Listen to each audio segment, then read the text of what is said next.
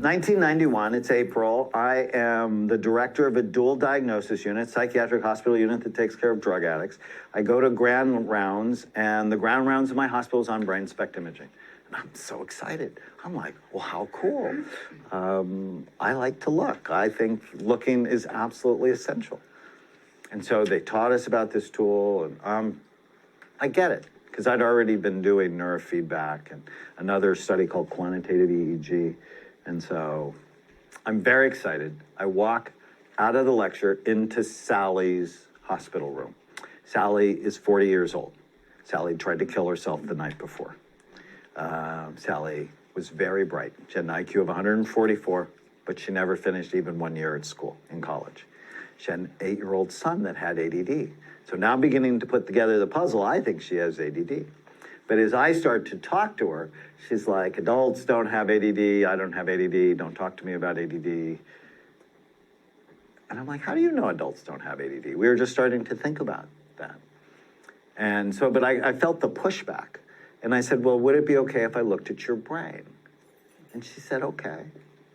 And I knew I had to do it twice. Once at rest, once while she concentrated, because I needed a comparison. That's what we found with our quantitative EEG work. The ADD brain at rest was okay. It's when we tried to get them to do things that it turned off. And so, notice, one, patient had no problem with the procedure. Please get more information before you label me and want to change my brain. And it was really helpful.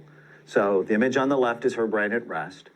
The image on the right is when she tried to concentrate. And when she tried to concentrate, the front part of her brain dropped. So what does that mean? It means the harder she tries, the worse it gets. So I put them on her hospital table in a room. And as I explained them to her, she starts to cry. And she said, you mean it's not my fault? So what's that worth? And I said, you know, having ADD is just like people who need glasses. And I wear glasses to drive, and I put them out of my pocket and put them on my head. And I said, you know, people who need glasses aren't dumb, crazy, or stupid. Our eyeballs are shaped funny, and we wear glasses to focus. I said, people have ADD, they're not dumb, crazy, or stupid. Their frontal lobes turn off when they should turn on, and you need help to focus. She immediately got it. There was no more fussing about, I have it, I don't have it. She took the treatment, and on treatment, radically better. I'm so excited because I knew the pictures mattered, because they're an immediate representation of her brain. So not a group of people's brains, her brain. And she develops this concept I call brain envy. She wanted a better brain. So how do we treat this type? We boost dopamine. How could you do that? Well, either stimulating supplements. We make one called Focus and Energy that has rhodiola and ginseng. It's wonderful. I think of it as soft Ritalin. Or you can use Ritalin, or you can use Adderall. They work for this type. In fact, it can be a miracle. It works so well. But we also found that exercise works. So here I want to quickly reframe the word exercise, because everybody thinks of exercise as excessively sweating and moving the shit out of your system, which to me sounds actually very stressful. And I have found a way of exercising that is not stressful to my nervous system, which is forest bathing.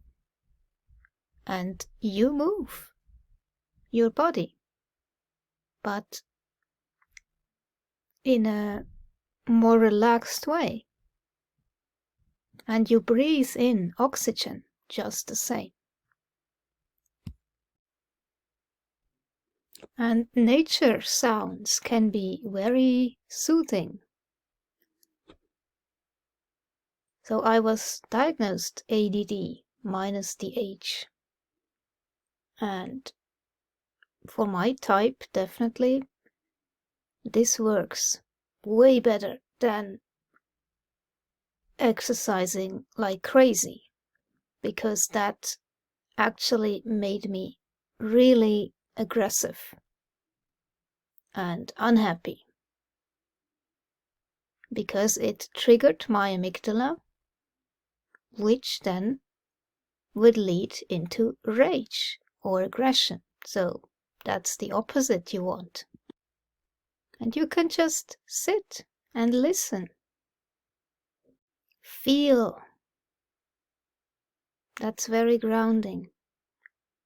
Connect with the trees. Feel their roots. Trees have a very healing energy.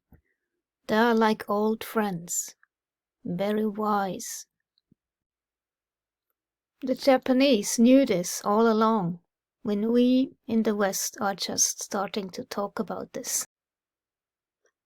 And then there is the other very, very important factor that so many people completely disregard, which is ancestral diet. So as we know, the sugary shit makes your precious brain go literally to shit. And I mean it, I have experienced it. Holy cow, so much brain fog. I couldn't even read a simple text without having to begin again and again and not registering what I read. And now, in comparison, I can read studies and books and whatever. It's such a big difference. My brain literally came alive by switching my diet into ancestral meat-based eating.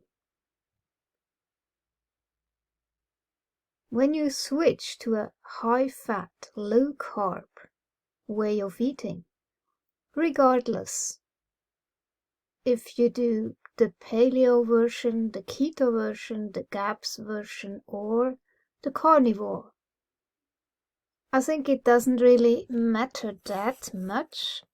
It depends on what your body can take. And you have to experiment. Where do you see a difference? Where do you feel better? What can you get away with? And for some people, it is the carnivore version, because vegetable make them feel like shit. Like in my case. I got so tired after a vegan or vegetarian meal, I literally fell asleep. And at one time, I was in a catatonic state for about 30 minutes. That's frightening. And that's not good. That's actually traumatizing your precious body and nervous system and brain. Not so long ago, I made this video on plant lectins, because I think for me this is very true, that my body doesn't deal well with plant lectins. But then you have to just experiment and find out what type of ancestral diet makes you feel best. As simple as that. Dare to experiment. Don't be afraid. Just try out. Listen to what your body tells you. And the most important factor is the animal fats. We got scared into eating fat. Diet really does matter. In fact, it's the exact opposite of the standard American diet. And you get rid of the things that turn to sugar. Because what sugar does is boost serotonin in the brain.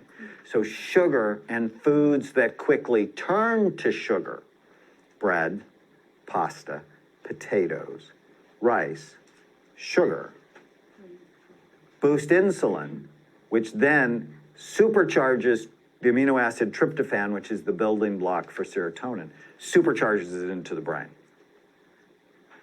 And so what do we give? So this type of ADD is a low dopamine state. So what do we typically feed children in the morning? Cereal, which is full of sugar, or with foods that quickly turn to sugar. Or we give them Pop-Tarts, or donuts, or pastries, or waffles, or pancakes with liquid sugar, syrup. And then we have them wait for about 40 minutes until school starts. Then we go, concentrate. Now, I don't know about you, but if I went to the donut shop and had 2 or 3 donuts, I know exactly how I would be feeling 30 minutes later. Like my brain was in mud. But we typically do that to kids. That in fact, the diet I had growing up was better for my brain.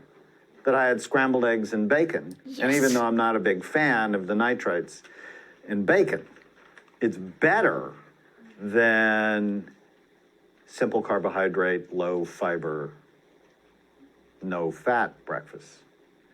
Never let anybody put you on a low fat diet. 60% of the solid weight of your brain is fat. Somebody calls you a fathead, say thank you. Fats are nourishing. There is no way around that. And that's why we need animal fats for health and happiness. Low-fat diets are bad for you. We know you don't want your cholesterol under 160 because cholesterol is the mother hormone. It helps make all the other hormones in your body.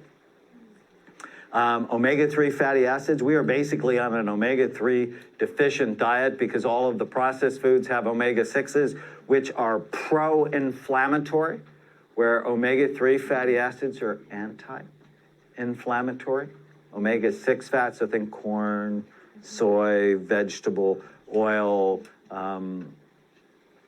boost inflammation, and they're called fall fats because they kill you early.